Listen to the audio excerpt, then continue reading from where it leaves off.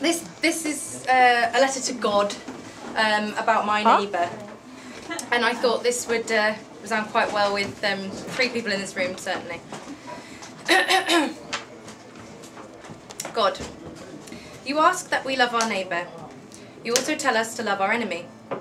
Strange that these idioms are usually as blissfully coupled as the recently united Duke and Duchess of Cambridge. My enemy is my neighbour, and I cannot love him. He is the sharp, sour pang to my tongue and cheek of an unripened tangerine which leaves the same residual prickling in its wake as a hard slap. He is a sudden bolt of agony penetrating through teeth, soaring through skull, residing behind eyes, pulsating, teasing, torturing of ice foolishly crushed by sensitive molars. He is the flush of immense shock and hopping pain quickly replaced by blinding, uncontainable rage of stubbing one's toe. Why would I love which frequently inflicts unreasonable, unrational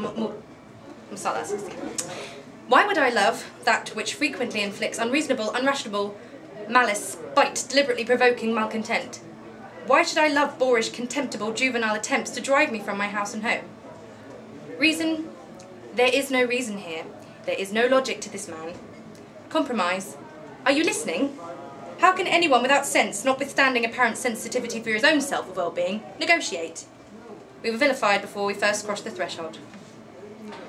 I am aware of the sentiments in Rudyard Kipling's dedicatory poem Neighbours about the worst unworldly punishment destined for those who ignore your humanitarian plea. But it is unlikely that Mr. Kipling, however clerically and spiritually loyal, however demonstrative of his very apparent au fait with the written word, lived next door to a miserable, bitter, middle-aged prick with a menacing, raucous and mysterious electrical machine. All the less likely when considering old Rudd was around during the turn of the 21st century. However, the industrial boom had just occurred and domestic machinery in its mere infancy will most certainly have been noisy. We can't rule out the possibility altogether. Anyway, God, I digress. The point I endeavour to make is, if you want me to love my neighbour, who is, coincidentally, my enemy, make him more lovable.